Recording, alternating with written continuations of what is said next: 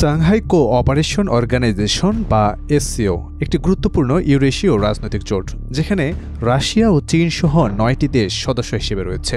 সম্প্রতি সংগঠনটি ইসরায়েলের ইরান বিরোধী সামরিক হামলাকে আগ্রাসী উল্লেখ করে কড়া ভাষায় নিন্দা জানালেও ভারতের পক্ষ থেকে তাতে সমর্থন মেলেনি। এতে প্রশ্ন উঠছে, ভারত কেন এই নিন্দা বিবৃতিতে অংশ নেয়নি? এটি কি ইসরায়েলের প্রতি ভারতের পক্ষপাত, নাকি এর পেছনে আছে ভিন্ন কূটনৈতিক হিসাব? ভারতের পররাষ্ট্রমন্ত্রী এস জয়শঙ্কর ইরানি পররাষ্ট্রমন্ত্রীর সঙ্গে টেলিফোনে কথা বলার পর একটি বিবৃতি দেন, যেখানে উভয় পক্ষকে উত্তেজনা কমিয়ে আলোচনার পথে ফেরার আহ্বান জানানো হয়।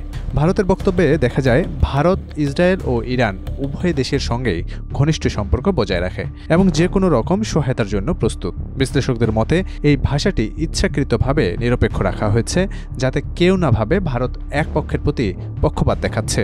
তবে ইসরায়েলের পক্ষে ভারতের পক্ষপাতমূলক অবস্থান নিয়ে যখন আলোচনা সমালোচনার ঝড় বইছে, ঠিক তখন ভারত তাদের কূটনৈতিক ব্যাকরণের ছন্দ শোনাচ্ছেন বলে মনে করছেন বিশেষজ্ঞরা।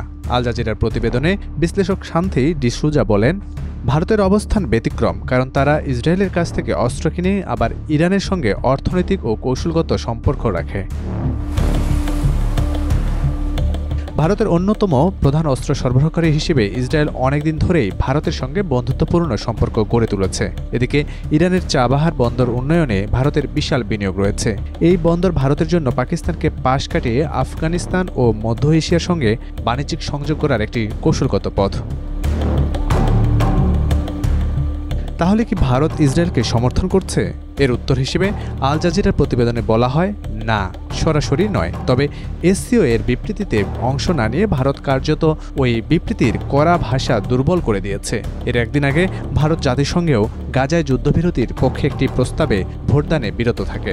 এতে কিছু বিশ্লেষক মনে করছেন, ভারত হয়তো যুক্তরাষ্ট্রের চাপেও রয়েছে, কারণ ট্রাম্প প্রশাসনের সঙ্গে একটি বাণিজ্য চুক্তির দোরগোড়ায় দাঁড়িয়ে রয়েছে ভারত।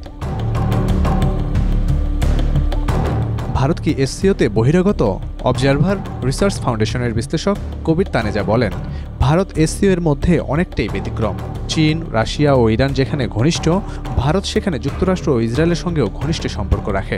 অন্যদিকে দক্ষিণ এশিয়া বিশেষজ্ঞ মাইকেল কুগেলম্যান মনে করেন, ভারত বরাবরই প্রতিদ্বন্দ্বী রাষ্ট্রগুলোর সঙ্গে সম্পর্ক ভারসাম্য রক্ষা করেছে, হোক সেটা যুক্তরাষ্ট্র, রাশিয়া, ইসরায়েল, ফিলিস্তিন কিংবা সৌদি ইরান। বর্তমানে ভারতের অবস্থান অনেকটাই সর্বপক্ষের বন্ধু, কারো শত্রু নয় নীতির প্রতিফলন। তবে এই অবস্থান কতটা দীর্ঘমেয়াদী হবে তা নির্ভর করছে আন্তর্জাতিক সম্পর্কের ভবিষ্যৎ গতিপথের উপর।